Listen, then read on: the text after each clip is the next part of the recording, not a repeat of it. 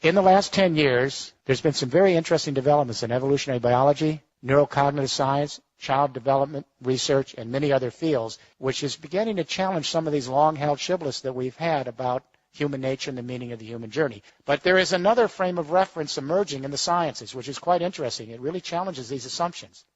And with that, the institutions that we have created based on those assumptions, our educational institutions, our business practices, our governing institutions, etc. Let me take you back to the early 1990s, sleepy little laboratory in Parma, Italy, and scientists had a MRI brain scanning machine on a macaque monkey as the macaque monkey was trying to open up a nut. They wanted to see how the neurons would light up. So the monkey's trying to open up the nut, the neurons light up, and just by serendipity, and this is how science sometimes happens, a human being walked into the laboratory, I don't know if it was by mistake, and he was hungry, he saw the nuts and opened up one of the nuts and tried to crack it open. The macaque monkey was totally shocked because who was this invader in his laboratory? And he didn't move. He just gazed at this human trying to open up the nut, just like he had done a few seconds earlier.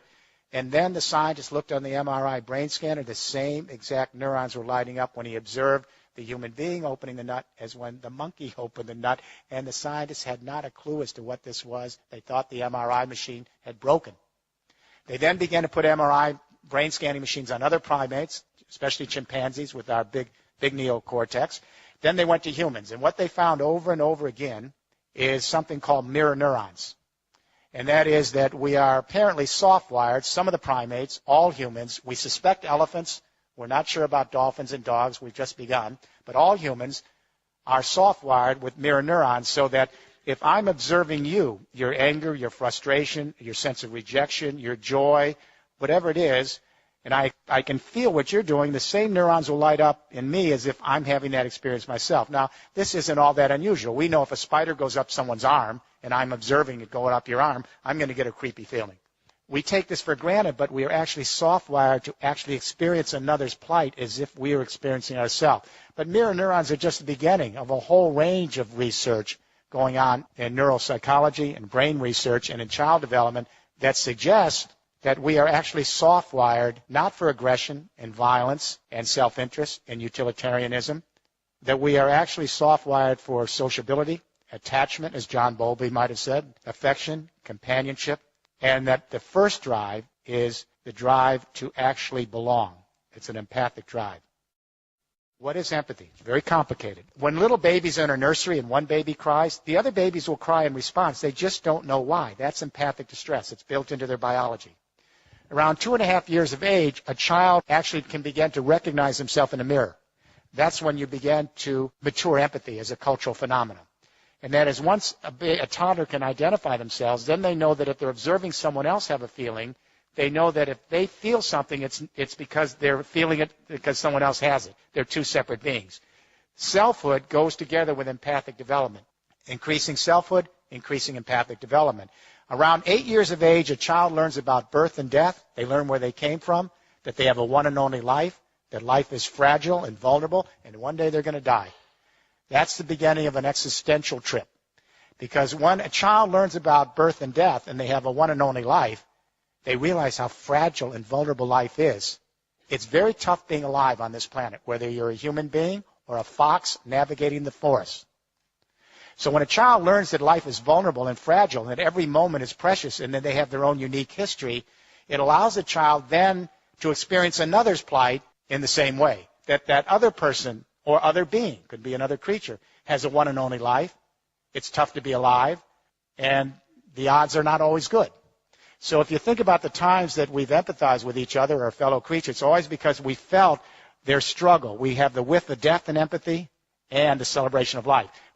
And we show solidarity with our compassion. Empathy is the opposite of utopia. There is no empathy in heaven. I guarantee you, I'll tell you before you get there. There isn't any empathy in heaven because there's no mortality. There's no empathy in utopia because there is no suffering. Empathy is grounded in the acknowledgement of death and the celebration of life and rooting for each other to flourish and be. It's based on our frailties and our imperfections. So when we talk about building an empathic civilization, we're not talking about utopia. We're talking about the ability of human beings to show solidarity not only with each other but our fellow creatures who have a one and only life on this little planet. We are Homo empathicus. So here's the question.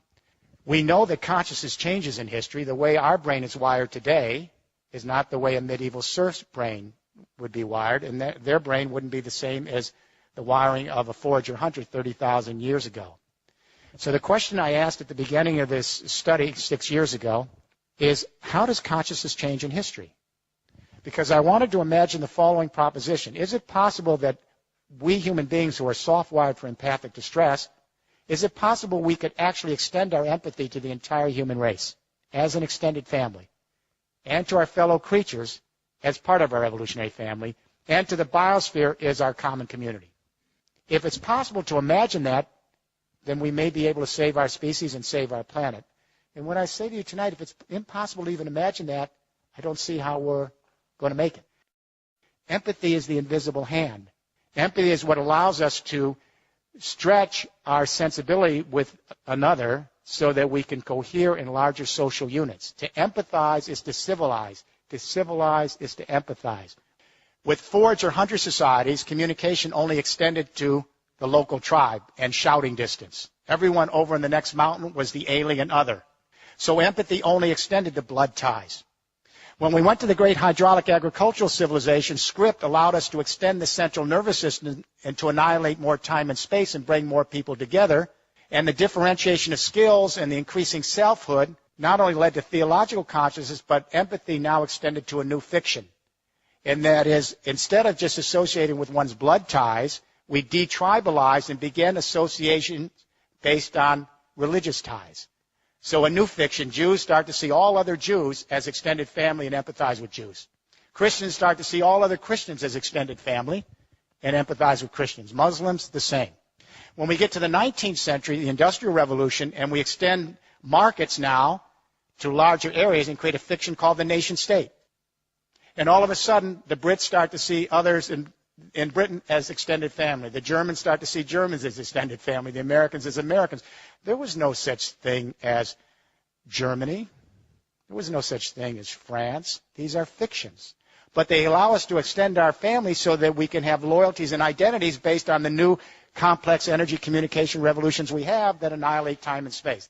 But if we have gone from empathy in blood ties to empathy in religious associational ties, to empathy based on national identification, is it really a big stretch to imagine the new technologies allowing us to connect our empathy to the human race writ large in a single biosphere?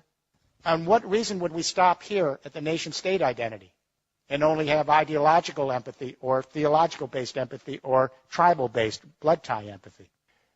We have the technology that allows us to extend the central nervous system and to think viscerally as a family, not just intellectually. When that earthquake hit Haiti, and then Chile, but especially Haiti, within an hour the Twitters came out, and within 2 hours some cell phone videos, YouTube, and within 3 hours the entire human race was in an empathic embrace coming to the aid of Haiti.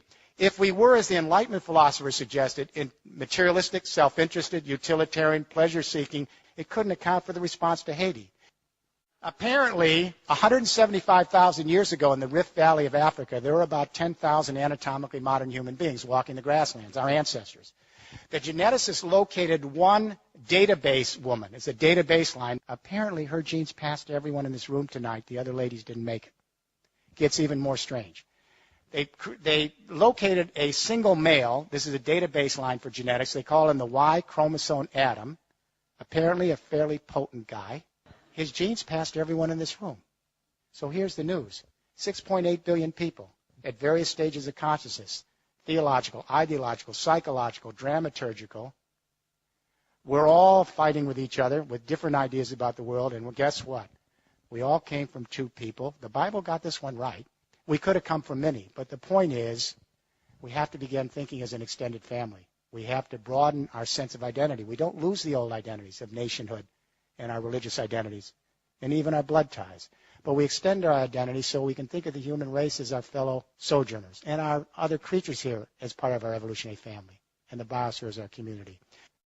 We have to rethink the human narrative. If we are truly homo empathicus, then we need to bring out that core nature. Because if it doesn't come out and it's repressed by our parenting, our educational system, our business practice and government, the secondary drives come. The narcissism, the materialism, the violence, the aggression. If we can have a global debate, let it start here, from the British Royal Society for the Arts, which apparently you're doing, to begin rethinking human nature, to bring out our empathic sociability, so that we can rethink the institutions of society and prepare the groundwork for an empathic civilization.